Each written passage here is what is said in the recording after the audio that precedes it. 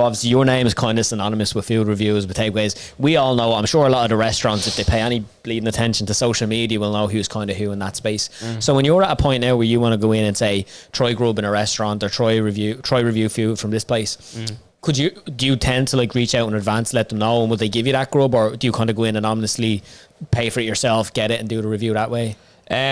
A lot of the places, if I ever go into a place and get it for free, it's because they ask me. Okay. They ask me to come in and do it.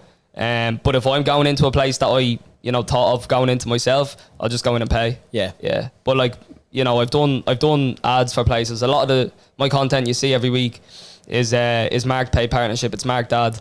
Right. So it's like they have asked me to come in. They've paid me to do it. Yeah. But even in those, like, I'm still honest, and I feel like as well, like you said, me being associated with food, it's only got to that point because I've maintained the authenticity. Like, I am not going to give.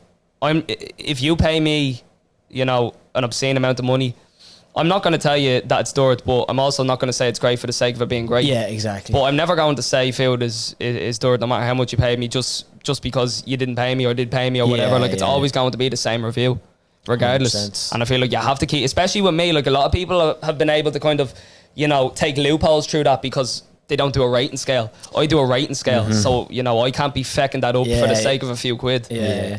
Dara Curran, Guinness Guru, well, pub guru now, but the Guinness Guru had him on and asked him the same question around: does he go in and pay for points in places, or does the pub owner just give them to him for free? And he was saying he'd rather pay for it, because if they give it to him for free, he doesn't want to have to feel like he has to kind of give a good review just because they kind of were nice to him. I do. I say to the places though, and a lot of places have backed out after that. Like, they've had meetings with me and been like, okay, we want you to come in and review this, and I've been like, okay, well, just so you know, like, regardless of me being paid or not being paid, like, it will be an honest review. Yeah, I'm not guaranteeing. Like, I tell them beforehand so they know what they're getting.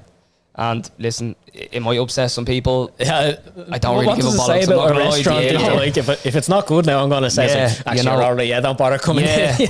I will just say it how it is, and you have to keep it that way. If you want to engage an audience, because it's so easy for me to go to places and be like, this is great, this is great, this is great. Yeah, exactly. That's not what I do. No. At the end of the day, and fair play to people that do, that's not what I do.